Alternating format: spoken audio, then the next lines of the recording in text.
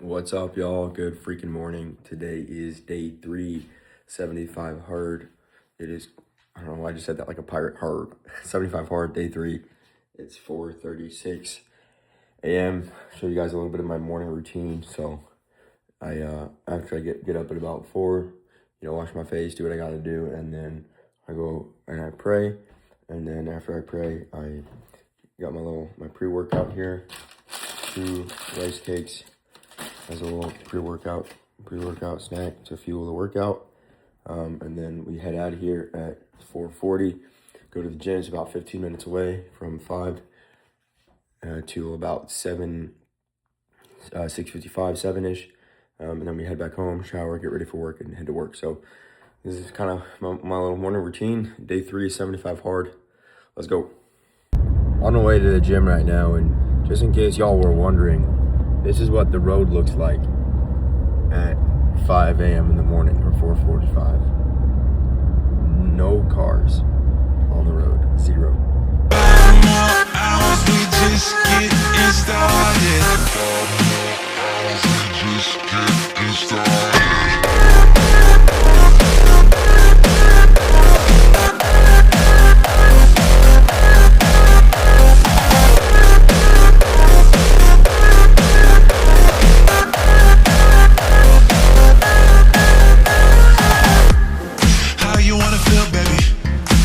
You wanna know? Just pour another drink, baby. Come on, pour a little more. I'll treat you like a real lady.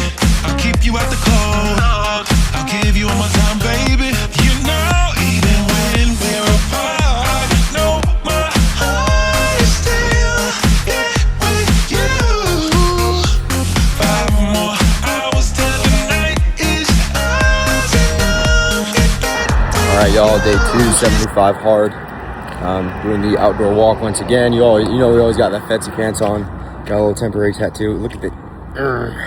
Looking huge today, baby, but we got to get rid of some of this. We got to lean down. So I'm doing a walk outside again, 45 minutes. It's nice and sunny out, so I'm getting my tan on.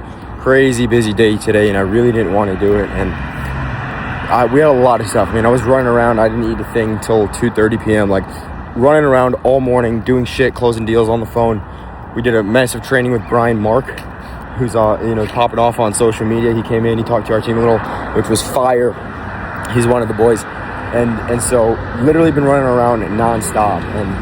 And I was sitting there eating lunch, and I had this urgency, like shit, I need to do stuff, and I didn't want to take this walk, but I have to.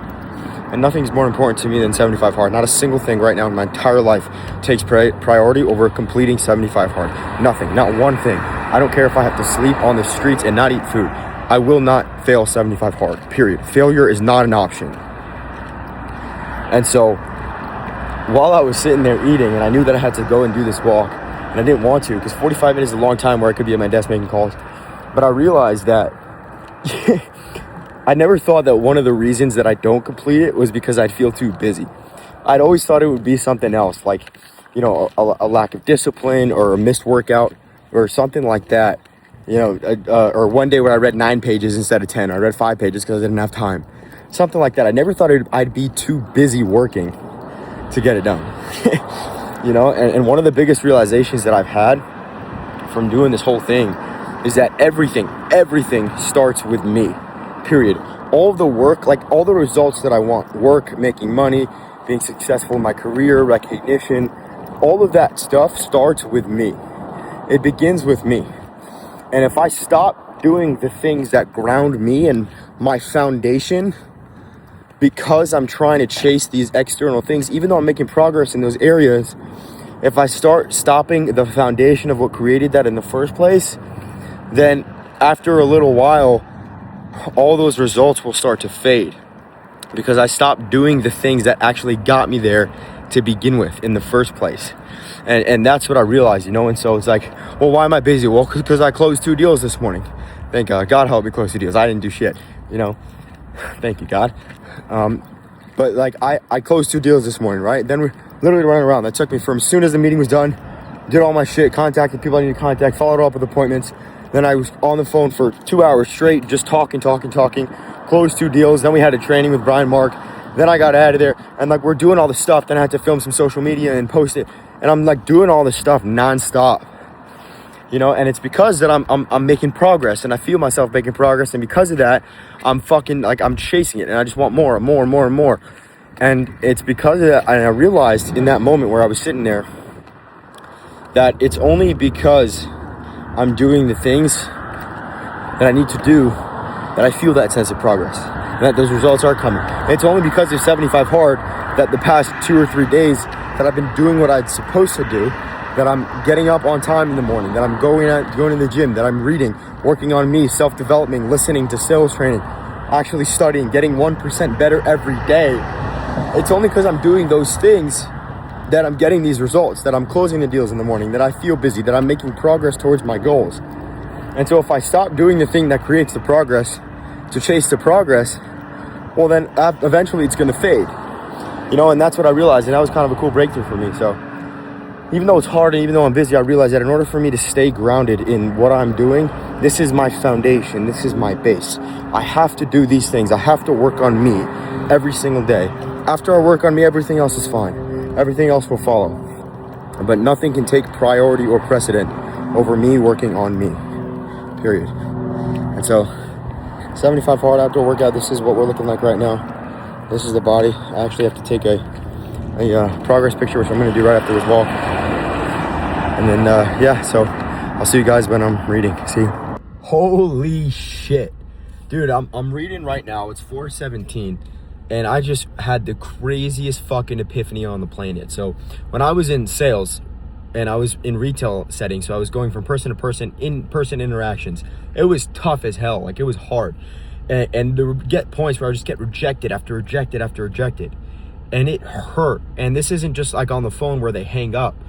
This was in person. They're telling me to F off. They're screaming at me. They're cussing at me. And they're just like, get away from me. Person after person after person.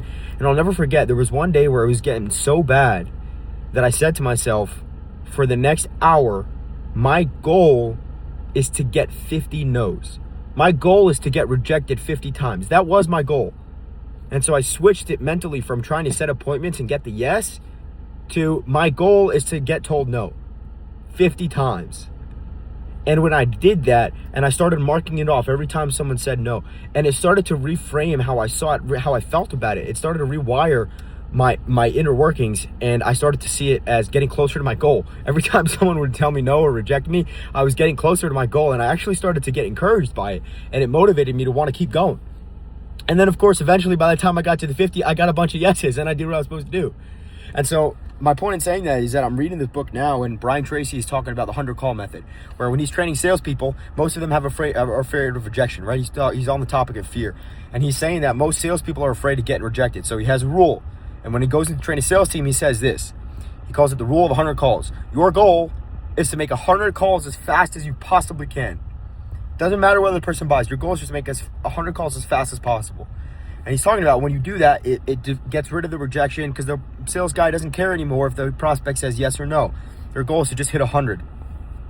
And I was reading that, and as I was reading it, I just put this to a quote in my head. Holy shit, this is good. When you make failure the goal, then when you fail, you actually succeed. And then it's only a win-win situation. I'm going to say that again because it's crazy. I don't know what's going on with my eyebrow.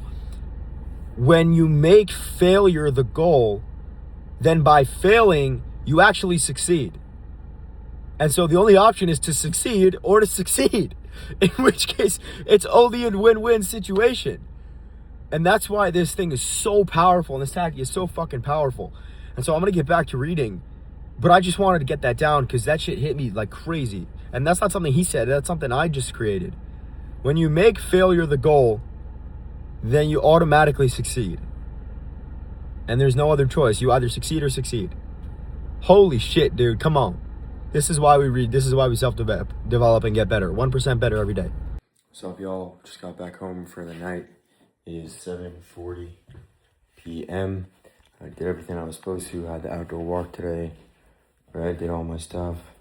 Read my book. And now we're home. So I am wiped, absolutely wiped. I got 21,000 steps today, plus the gym workout in the morning with cardio. 25 minutes on the stairs. Long ass day today, bro. I am freaking wiped. So now it's time to get to bed. Did all my stuff, ate my meals, and now it's time to finish the day, wrap up, and then we do it again tomorrow. So that's it for day 3. See you guys tomorrow, day 4. Let's freaking go, baby. Let's go.